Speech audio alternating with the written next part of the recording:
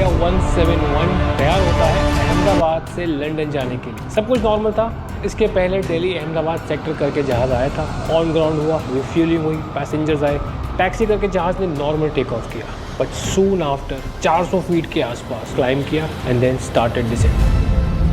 ऐसा क्यों हुआ? अगर इंजन फेल हुआ है तो इंजन में से कोई स्मोक या फायर विजुअली नहीं दिखी। How can both the engines fail at the same time? कोई भी एयरक्राफ्ट मैन्युफैक्चरर इस बात के लिए अकाउंट ही नहीं कर सकता और इसका कोई प्रोसीजर भी नहीं अगर ये हो जाए तो। एयरबस और बोइंग अपने मैनुअल्स में हर केस का फेलियर का एक रेमेडी देते पायलट्स को, ये हो जाए तो क्या करूँ। लेकिन यार दोनों इंजन्स एक साथ फेल हो जाए, वो भी टेक ऑफ पे, इसका कोई प्रोसीजर बना ही नहीं है। एयरबस और बोइंग कहता है कि इसकी प्रोबेबिलिटी इतनी कम है कि हम इसका कोई प्रोसीजर बना ही नहीं रहे, क्योंकि ऐसा हो ही नहीं सकता। और 12 जून को वो हो गया।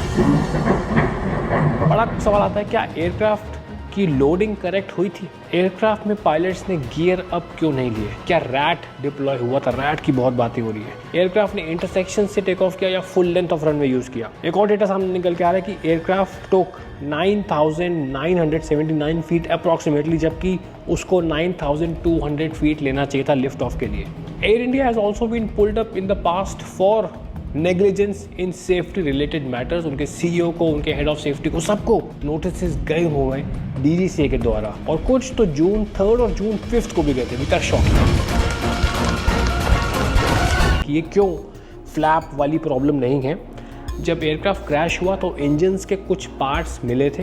ये एक जेनेक्स इंजन है, इंजन के पार्ट्स मिले थे जो कि ऑब्वियसली बर्न थे, बट उसकी जो ब्लेड्स थी वो इंटैक्ट थी। वो ब्लेड्स इंटैक्ट तभी रह सकती हैं जब वो इम्पैक्ट के टाइम पे हाई स्पीड पे रन नहीं कर रही हो। अगर इंजन परफेक्टली फाइन था, रनिंग था, तो वो ब्लेड्स अंदर की ओर मुड़ जाती हैं। This is a standard investigation report जो बाकी एक्सीडेंट्स में पाई गई थी। That means the engine on the time of impact were not running, so that debunks the flap retraction. जब ये एक्सीडेंट हुआ था तो within few hours, because there was no other explanation, सिर्फ इंजन ही फेल हो सकता, तभी इतना बड़ा मॉडर्न जहाज डाउन जाएगा। सो इट वॉज क्लियर कि इंजन फेल हुए हैं एंड दोनों इंजन फेल हुए। अगर एक भी इंजन बचा होता तो ये एयरक्राफ्ट निकल जाता, because all the aircraft in aviation industry are design to fly on one engine.